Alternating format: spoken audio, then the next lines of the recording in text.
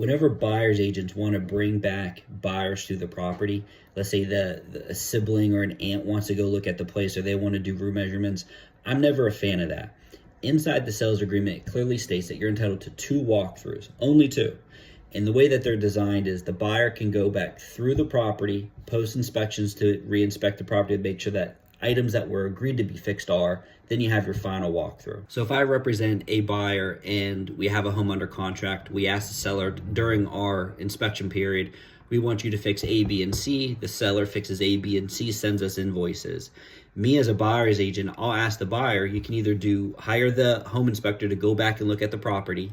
We can go back and review it ourselves, or you're content with what the seller sent over. The reason why I like having that done is, especially whenever you represent buyers, is that you want to close the book on these inspections, and you're entitled to 2 walkthroughs. So don't let that one go to waste and wait until your final walkthrough to go re-inspect the property or look at certain repairs done by the seller.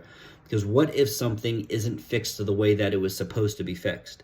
You don't have any more leash within the deal and you're pushing back closing to kind of hash that out. Me as a listing agent, and seller, I only have to give them 2. So we're not gonna do the whole room measurements and all that stuff. You're gonna come through one time after inspection and stuff are done and maybe we needed to fix some stuff, but that's whenever you get that one walkthrough, then you have your final walkthrough, and then we keep everything moving along. Me as a listing agent, once I have an agreement, I don't need other third-party people coming in and chiming in about they don't like the house, they don't want this done, did you consider this? Because all that is just it can cause stress on the deal for no particular reason. Also, it's a nuisance. My sellers are still living there, living their lives.